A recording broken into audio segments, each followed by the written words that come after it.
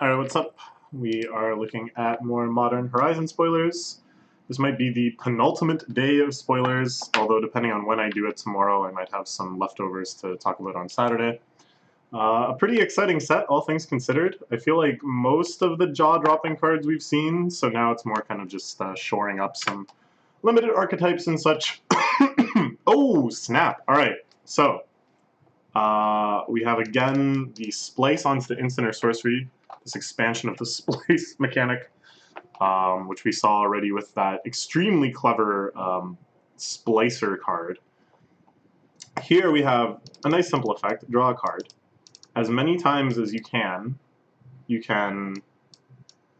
just pay the additional cost to splice it onto a sorcery and repeatedly reveal it to draw cards off of any instant or sorcery, which is pretty cool.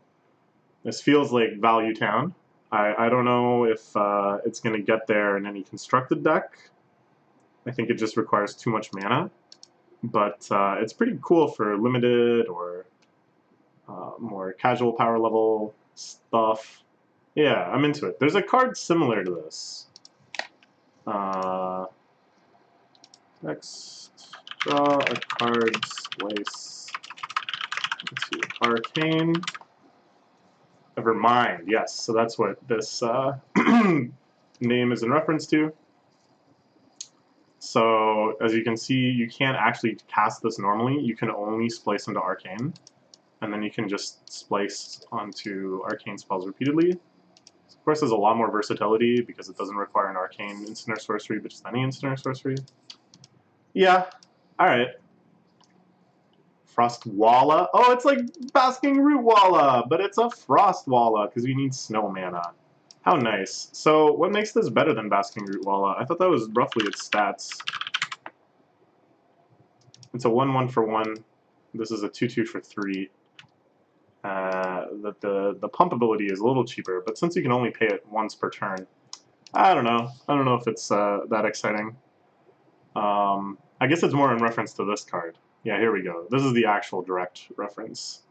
The Basking Root Walla, of course, the appeal is that it has Madness 0. This card is actually super sweet. I was hoping that they would reprint it into Modern with Modern Horizons. I feel like it's at a good power level for Modern.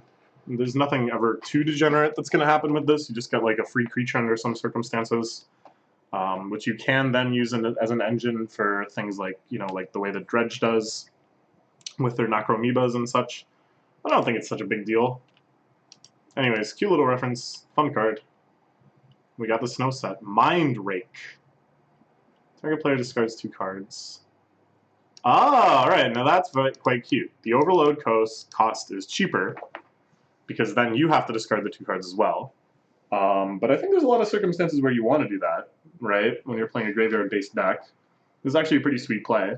It's a severe card disadvantage for your opponent, but you're just kind of transferring resources into a zone where they're probably even more useful to you. Spells of Madness often require a sacrifice of sanity. Very cool. Cool art, too. The way that these tears into his mind reveal the other sorcerer who is also reeling from the impact. Very flavorful. This is so clever. The negative overload, I never thought about something like that. But as I said, you're going to be playing this in situations where it's an additional positive. So yeah, pretty neat. Smiting Helix. Ah, so this is just, of course, a kind of color-shifted Lightning Helix. The mana, of course, is a lot more intensive, but then you can flash it back as a normal Lightning Helix. So that's pretty cool. Nice limited play, I think. Although it has some weird color insensitivity, this is just fine as like removal and life gain. Watcher for Tomorrow. Oh, Hideaway! No way! Hideaway is back? Damn. Hideaway is like such a cool mechanic. And I gotta say, I am disappointed with this implementation of Hideaway. Because Hideaway, the exciting thing about it is that you usually got to cast the thing for free. This isn't bad though. It's sort of doing, you know, your anticipate play or your not anticipate, sorry. What's that card called? Maybe it is anticipate. Whoa, whoa! I just saw something crazy. What does this card do? Well, it's similar to that. This isn't the card I was thinking of. Impulse. Impulse. Yeah.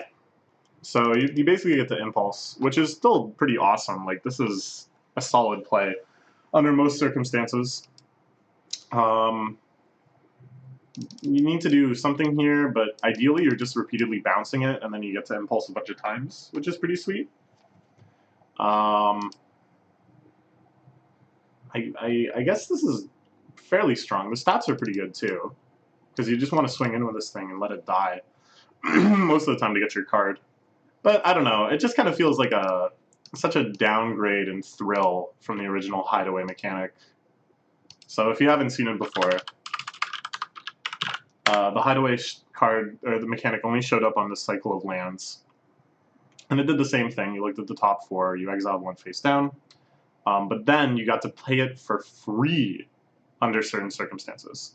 So the only one you really ever see too much is Shelldock Isle, and you see it a lot in Cube, because Cube, you're playing with 40-card decks, so it's like really common that at some point in the game you're going to be able to cast your Shelldock Isle free thing, which can be like an absolute blowout. Like, you could have Emrakul under there, you know? And the fact that you actually get the cast triggers and stuff off of it is, oh baby, oh, it's so nice. They're all like decent though, I think. Like, I think all of them, if you kind of built your deck around it, is totally achievable. It's just like the Shelldock Isle is nice because you don't really need to do anything special to get it. So you can just put it into a deck that has big fatty cards, and like that's good enough. Anyways, so yeah, this is much less exciting because you just get the card, you don't get to cast it for free. But, well, you know, it's just, that's fine. Okay, Merit Lage's Slumber. What is going on here? Legendary Snow Enchantment. Whenever it or another snow enchantment enters your battlefield under control of Scry 1, at the beginning of your upkeep, if you control 10 or more snow permanents, sack it, and there, big boy comes in, or big girl, I guess. I think Merit Lage is female. She has female pronouns, I'm not sure. 2020 legendary black avatar creature with flying and indestructible. This, of course, being the same token that you get from Dark Depths. So this is like really pushing for the snow deck. It kind of reminds me of Thing in the Ice that has the same mana cost, the same kind of feel of you just need to get a bunch of stuff down. This is nice. This certainly makes the snow deck more consistent, that you're just constantly digging for your snow cards and kind of chaining them together. So the deck, I think, has got to be kind of like all in on this plan, and then you're just running a bunch of disruption and cantrips and stuff to get out as many snow permanents as possible and protect them. It seems okay. Like, I think this, I couldn't picture this any more pushed than it is. Like, the mana cost is very cheap, this ability is very nice, and 10 is like a fairly reasonable number. So I kind of want to think this is at least conceivable. Conceivable. Because you're running your snow basics, so that's quite a few lands right there. Or quite a few permanents right there. I don't know. It is inherently a lot slower than Thing in the Ice, though.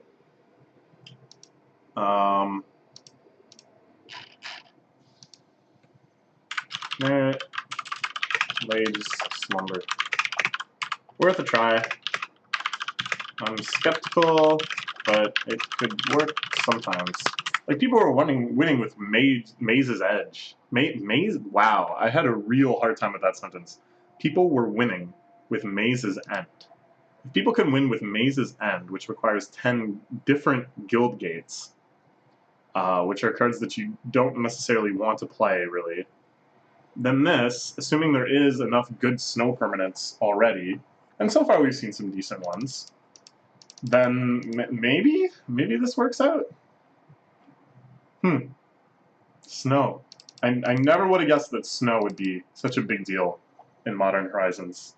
What does this mean for Kaldheim? It probably just means that we're not actually going to Kaldheim. Or we're not going there for quite a while. We're just getting all snowed out. Maybe they saw that a lot of people wanted Kaldheim, people seem to want snow, and they're like, well, geez, we're not actually going to Kaldheim. geez, what do we do? And they're like, hey, I know where we could sprinkle a little snow. Okay, very cool. Exciting to see something else making Merit Lage. Defile. Target creature gets -1/-1 until end of turn for each swampy control. Ooh, now I like that. That's so cheap. And it's an instant. And it's like nice because it ramps with you, its effectiveness. Like if you have this in your opening hand, and turn 1 you play a swamp, turn 2 they play some Mana Dork, and then in response you're like, surprise, it's dead. That's pretty sweet. And then later in the game, when you maybe have like 5 or 6 swamps down, this is like a better Dismember, right? Like, holy cow, this thing is actually awesome. Assuming you're playing some sort of mono black type deck. But yeah, this I think has a lot of potential. -1/-1 is a nice way to hurt things too. It gets around a lot of types of protection. So yeah, I like it. I like it. Ephemerate. Oh wow, just a nice cheap bounce card. Look at that art. Oh my god, I love that art. I really like glitch art type things. Well, I don't know. I shouldn't say that universally because I think a lot of them are kind of like lazy. It's just kind of like the same thing over and over again. But when it's well done, when it feels like fresh, I love this sort of effect. Anything that just sort of shows a messing with reality based on kind of computer error or whatever. I love it. I love it. So yeah, this is just a super cheap bounce, and you get to rebound it if you have some sort of crazy engine going. Oh wait, no. Sorry, I was thinking retrace. I was like reading this explanation text, and I'm like, wait, how does this work? Where's the land card? What's going on? But no, of course it's rebound, so you just get to cast it twice, which is still pretty cool. You get 2 bounces for the price of 1, or actually for like an unprecedentedly cheap price of 1. And you know, there's all sorts of stuff you can do with that. We already saw with this guy, you get to impulse twice. Not bad. Yeah, all right. I'm into it. There's probably all sorts of things that this is good with. Fairy Seer. There's a Battlefield Scry too. Ooh, yeah, that's not bad. I think this is a nice thing to pick up in Limited. Makes your deck so much more consistent. Just sort out your next 2 draws, like, that's so good. This definitely does not look like the sort of fairy I've seen before. This looks like someone from the Blue Man Group doing some Cirque du Soleil stuff. But who am I to judge? Destroy basic, start target land, controller may search for a basic land card, put on the battlefield, draw a card. Well, you know, this sort of thing is okay when we're ghost quartering someone or when we're Field of Ruining someone. But when we're actually paying mana for a separate spell that we're putting in our deck, I don't really want them to be a mana parity. I want that to have some impact. Now, of course, this is okay for shutting down like utility lands or if they have some sort of big linchpin land. But I feel like there's other things that you'd rather do with that. I don't know. At the same time, it's like I don't really want land destruction or land restriction to be that good in Modern. So it's not like I'm like, ooh, boo, this should be stronger, because I don't, I don't know if I ever want to see those decks start dominating. It just seems to lead to really bad matches of bad matches of Magic where it just like really exacerbates getting land screwed. So it's like, anyways, sure. Excuse me. I like this flavor text, and the art is really cool too. Magmatic Sinkhole. Okay. Gotta be careful with these ones, Wizards. You're really gonna print Delve on something that you can delve down to 1 that deals 5 damage? It's pretty cool, but it can never go face. So it's not like we're gonna see Burnstar running this. This actually, I think, is probably only really strong and limited. If it allowed to go face, like this would be, I think, an auto-inclusive and 4 of and burn, which would just be so scary. Maybe, I don't know, maybe it can't support 4, but I think they'd want to play it. Yeah, I don't think this is strong enough on its own. Just dealing damage to something isn't really that scary in this modern metagame. This stuff just comes back. This stuff just doesn't stay dead anymore. It's terrifying art, though. Oh, man. He's just out for a stroll. Ooh, now this is fun. Okay, so my friend mentioned to me, my friend who also doesn't play Magic, but apparently watches these videos, which surprised me, pointed out to me yesterday that changelings are also slivers. Because whenever I see these changelings, and whenever I see these other tribal things like vampire tribal, goblin tribal, zombie tribal, I'm like, ooh, I see. So you can also craft changelings to kind of piece together, stick together your disparate tribal deck. But I, for some reason, totally overlooked that there is another major tribe that gets tribal support here, and one that isn't so much about like, kind of making triggers happen because you have two vampires or whatever, or getting some benefit that way, but something where you play this supposedly 1/1 for 1. And if you've built your deck this way, it becomes this like trampling, withstanding, regenerating, flying, vigilant 4/4 that you cascade into a 0 mana Mox Titrate or whatever. Yeah, this is a sliver. Don't forget, this is a sliver. I kind of forgot, but it is a sliver. So this is like the cheapest, simplest changeling we've ever seen. So if there is some validity into this changeling kind of shoring up your resources for a tribal deck, this is the card that's going to prove it. Of course, I'm only talking about limited here. In constructed, you would just play more of the tribe that you're trying to play, but it's pretty cool. And a neat concept, I think. Just turns into stuff. Alright. Reap the Past. Turn X cards at random from your graveyard to hand. Exile Reap from the Past. Ew, I don't know. Nah, I don't think so. Because the point of cards like Eternal Witness, Mutagenic Growth, Rebirth, whatever, is you're choosing the card you really need, you know? It's not that good in terms of just card advantage. You're definitely paying more to get the selection of a bunch of cards and getting the exact one you actually need in that moment. Whereas this, X cards at random from your graveyard to your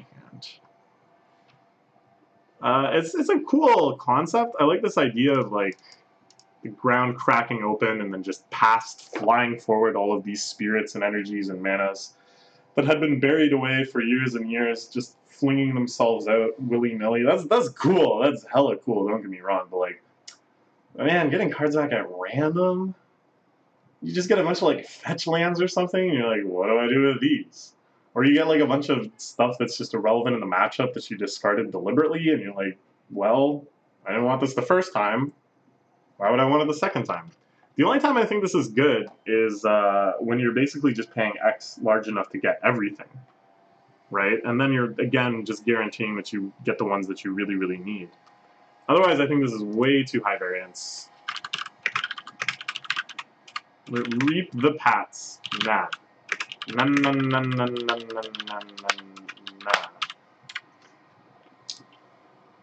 Mirrodin Besieged. Ooh, interesting. Enters the battlefield, choose Mirrodin or Phyrexian. Mirrodin, whenever you cast an artifact creature or a spell, you get a 1/1 mirror artifact creature token. Fun. More tribal shenanigans. We haven't seen mirror tribal in a long, long time, but there's some cards that make it work. Many of your end step, draw a card, then discard a card if they're... Oh my gosh! So, this card took me on a journey. First off, it's really cool that not only are they making cards that reference like characters that didn't get a card in the past, or either because they just weren't in the habit of making cards for everybody, like Urza or Yawgmoth, or because they were just kind of too obscure back in the day. But to not just reference like people or kind of small specific things, but instead to kind of reconceptualize entire major events in the plot. Like, this was an entire block, Mirrodin getting besieged and taken over by Phyrexia. to reference that, to try to codify that into a card, I think is really exciting. Then there's this aspect, which is a throwback to a mechanic. Choose cons or dragons. This cycle here, where you, again, it was like depicting a war between the dragon lords and these clans. So you got to choose either the human side, which did one thing, or the dragon side, which did another thing. So I was like, oh, cool, they're bringing that back too. That is a great way to really depict like a war. The kind of chaos of it. It can do these entirely different things depending on which side you're having it represent. And then I was like, all right, yeah, this is a pretty decent effect. You can get a pretty solid engine going here. There might even be some amazing loops you can do. I don't know.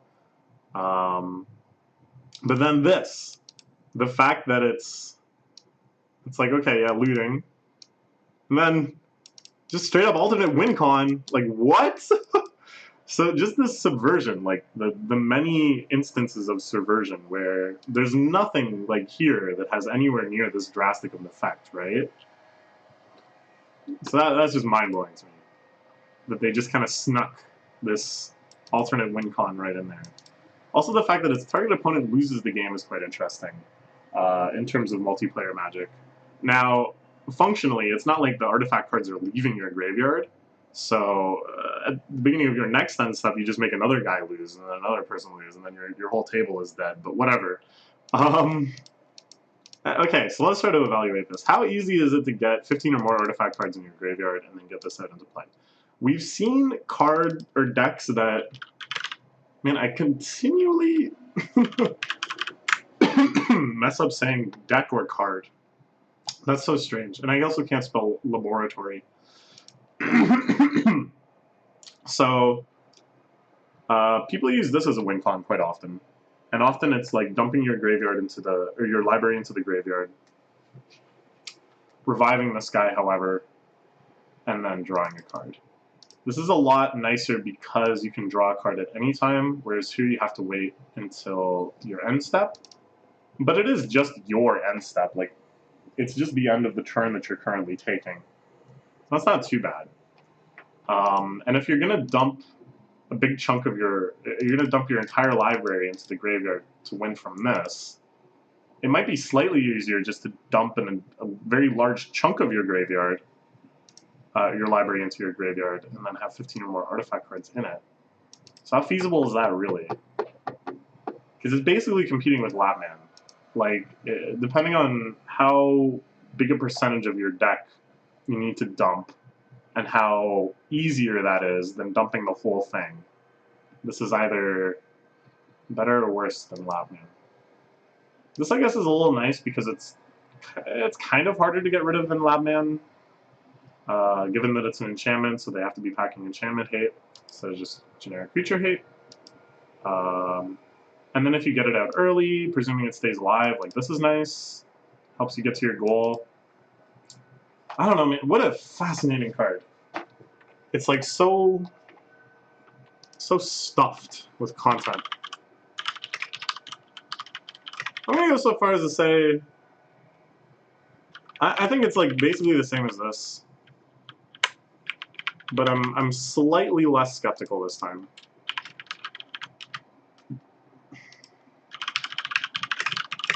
Because if there's one thing that we've learned again and again and again in Magic, is that it's not that hard to get cards into your graveyard. And something like 15 artifacts, which seems like a lot. I mean, it's not that many, really. Coruscant Tusker. Oh yeah, I've seen this card before. This guy's been around the block quite a few times. Big Angry Boar. Sure. You might say it's a little boring. But cycle into ramp, hey, that's not bad. Well, it's not a ramp, but it's cycle into reliable land drops. They're mowing the lawn really close to my window, so it's very loud. I'm gonna hold the window.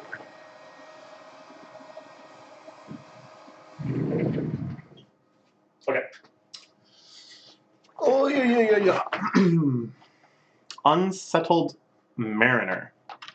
It's a changeling. Whenever a your permanent you control becomes a spell. Counter that spell. Wow. Hey, that's not bad at all. Nice stats. Very cheap. It's a human. It can't not be a human. And the ability is like a really solid hate bear. And it's like a hate bear that supports your other hate bears by making them even harder to remove. Like imagine having this and Thalia down, and then they try to play anything to get rid of either of them. I have to pay 2 extra? Are you kidding me? Plus this thing isn't legendary, so you can have a ton of them down. And it's asymmetrical. It's only you or permanents you control. It's not like Thalia that makes everything more expensive for both players. Or non-creatures more expensive for both players. It's not everything. Whatever. This is pretty sweet. And its ability, too. So even if they have creatures that can ping stuff down, this still shuts them out. That's crazy. This seems really solid.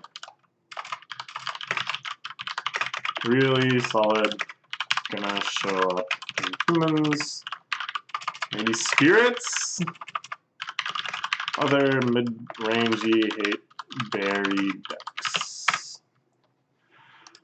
That's my call. This seems very strong to me. Yeah, I don't know. It's just so asymmetrical. I'm surprised that they printed something this asymmetrical. Gilded Light. You gain Shroud until the end of turn. Cycle 2. Alright. Holgak. Arisen Necropolis. Ooh. Spooky. You can't spend mana to cast this spell. Whoa. Okay, you may cast it from your graveyard. Whoa. And then to actually play it, you need Convoke and Delve. Wow. Wow, wow, wow. Okay, crazy. This is like such a cool fusion of mechanics. This is such an exciting line of card text. The closest thing we've seen to this is Mirror Superion, that you can only with mana cast by creatures, so that's kind of similar in that it's like a pseudo convoke, kind of, assuming your guys all tap for mana, which if you're running a bunch of mirror, they probably do. But here, everything gets convoked. And then delve as well. I feel like you can push this thing out like really, really fast. Especially since there's already a lot of decks that are about dumping a bunch of stuff into your graveyard, doing that such that you get like your prized amalgams out, your Necroamoebas out. There's that other guy, Bloodghast. So basically, oh, and Vegevine, sometimes you can work him in there too. You've got a bunch of creatures on the battlefield, and you've got a bunch of stuff in your graveyard. So you need at least 2 green and or black creatures to pay for the colored part to convoke. You can't just delve the whole thing. But delving down the other 5 is like pretty easy in any sort of deck that has any interest in dredging or just milling themselves or casting stuff like Faithless Looting. So I could easily see this coming down for free within the first few turns of the game. And then you've got an 8/8 Trampler staring them down, which is a lot bigger than most of the other creatures that these sort of decks pump out. I don't know. I think there's a lot of potential here. Only in decks that are extremely degenerate. Good and some sort of Dread, Vengevine. Well, not really Phoenix, I don't think. Phoenix, this is like... Well, first off, you can't tap the Phoenixes to pay for it. To pay for the colored part, so that's not so good. It's more about the prized amalgam, Bloodghast, Necroamoeba, Vengevine plan. But yeah, there's quite a few of those. I think they're all worth trying this in. The problem is like this, first off, it like really turns off if they hate out your graveyard. Like if they have Leyline of the Void, Rest in Peace, Relic, whatever. It's like this suddenly becomes a very, very expensive card. And you also need some board state too, so you can't really come back with it. And then you can never ever hard cast it. Like, this is so crazy. This is like, I just have no idea how to evaluate this line of text. Like, it's not that it comes up that often, but the fact that you can hard cast your Phoenixes and your Vengevines and your Prized Amalgams is pretty nice. That if the game is dragging on for long enough and they've like kind of hated out your degenerate plans, you can still potentially win the game. Like, there's still that option on the table by just like playing those cards. Whereas here, in that similar situation where you're both kind of deprived of resources and they've hated out all of your silly stuff, you can't play this guy. Like, he'll just be stuck in your hand. So, I don't know. I'm like a little skeptical. It's kind of like if you're winning, this guy will just make you win even harder. But in the more like grindy matchups, it just probably isn't going to pay off.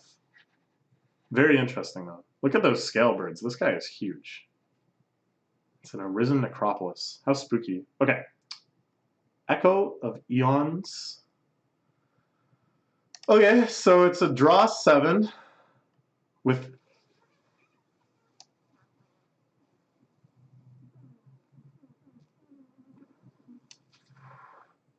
Wizards, are you dumb?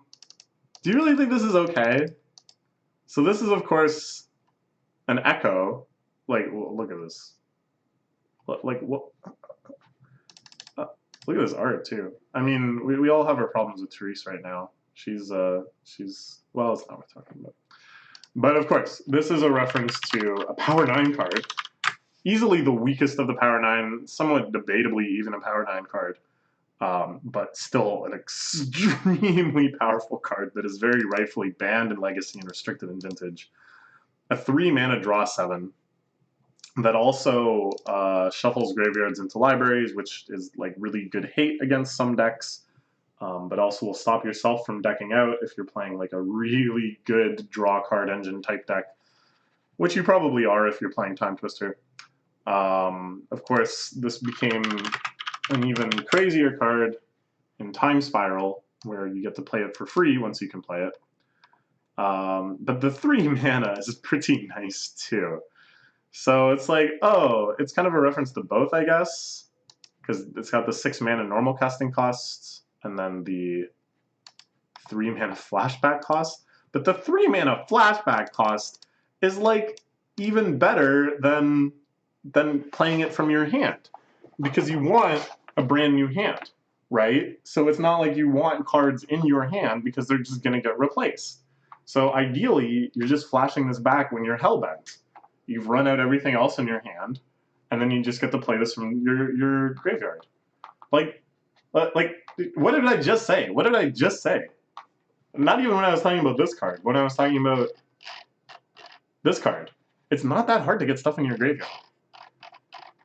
And to churn out a bunch of stuff, have all sorts of potent threats in there, and then, just when you're running out of gas, oh, surprise, there's like 3 of these in my graveyard too, so I guess I'll just crack one and draw a hand. Like, what? Oh, well, it doesn't matter that there's 3 of them, of course, because, you know. So, what? This seems insane. This seems like actually so insane. I am so shocked that they made this. Like, it's debatably, in many situations, better than Time Twister, because you can cast it from your graveyard. What the hell? I'm shook. I'm shocked. I'm shook and I'm shocked. And I guess the only kind of non-bow is if you are playing a deck that just seeks to dump this in the graveyard ASAP. That means that you're playing a deck that dumps a lot of stuff in the graveyard ASAP, which means that you're playing a deck that makes use of the graveyard in some way. And the fact that this shuffles your graveyard back into your deck probably is thus kind of slowing you down. But it's like I said, you do this when you're running out of gas. So you've already made all of your other graveyard plays. You've already delved some stuff away or whatever, or you've already recurred a bunch of Phoenixes. And then you're like, oh no, I'm running out of cards in hand and graveyard. Well, I guess I'll just pay literally 3 mana and draw 7 cards. And it's like, some people, I think, evaluate these poorly because they think, oh, well, the other player gets a new hand too. but it's your turn. Like, you're the one initiating it. You're the one that needs the cards right then and there and can make use of them right then and there. So typically these things are played very, very asymmetrically, and really are doing you so much more good than they are. You have to assume that your opponent has cards in their hand that they want, because so many cards are built around filtering your draws, scrying, making sure you get the things you want, and then you're like, well, you know, whatever, just get some new ones instead. Man, this is insane. This might be the strongest card in the set. Insane. What? Now, I'll be honest, I'm not sure exactly where this is going to slot into Modern. Because, like, the blue decks in Modern right now are more about just holding cards up and controlling. And this isn't necessarily where that's the best. Man, I don't know. Jesus, I don't know. I feel like I must be misunderstanding. Like, I must be over-evaluating this card. Because my evaluation puts it at, like, Wizards would never print this tier. It seems insane. It's just Time Twister. It's just Time Twister from the graveyard. And you can still hardcast it. And if you hardcast it, you can still Time Twister from the graveyard later. What the hell? You know what? I don't even care about this in Modern. I'm curious about this in Legacy. Is this going to show up in Legacy? Because in Legacy, you can do much more degenerate stuff. And really make this a centerpiece of some insane engine that's cranking out, like, High Tide. If y'all don't know about this card, it's insane. Or you could hit him with the old Brain Freeze after all that. Don't forget, you only need 20 Storm Stack. No, you need much less than that, because obviously they'll have drawn some cards. Well, I guess, okay, if you're time twistering in the middle of storming off and then trying to kill them with Brain Freeze, then they're gonna have like 53 cards in their deck, which means you need storm count of some math amount. 18, I guess. It's doable. If you're doing stuff like this. Oh my lord. Yeah, so, yikes. Wow, alright. We gotta move on. Jesus. I thought we'd already seen all the mythics.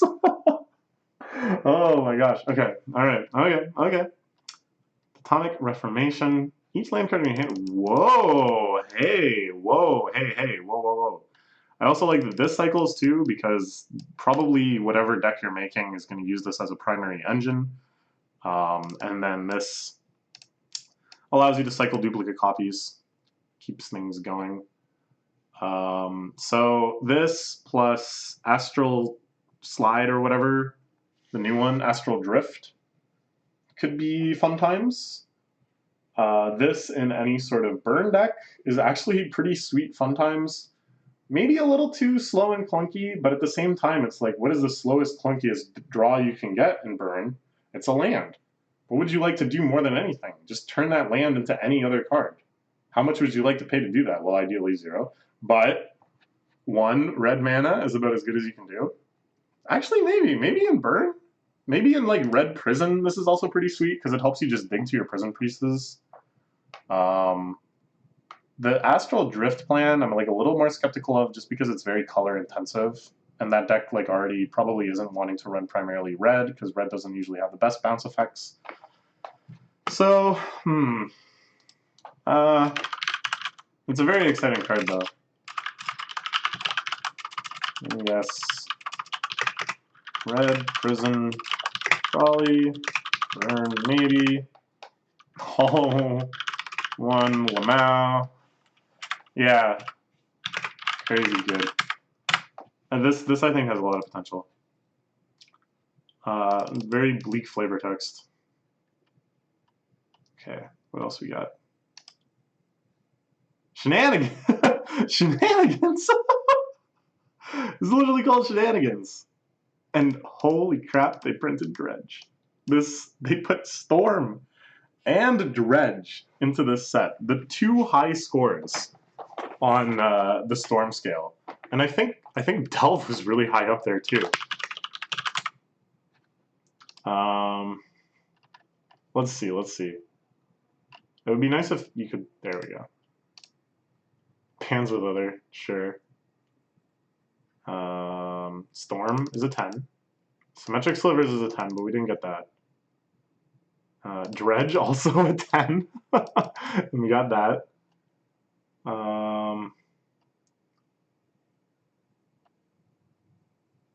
What else? What else did we get?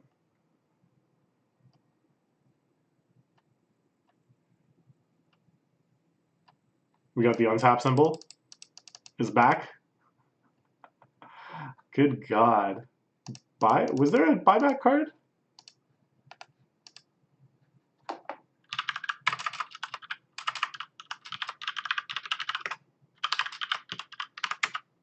Yep. I thought so. So that was back too.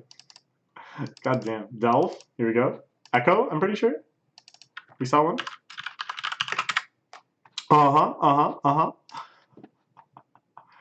Holy. Fading didn't come back, but the fixed fading, the one they renamed Vanishing, that was back. Level Up, back. Madness? Did we see any Madness cards?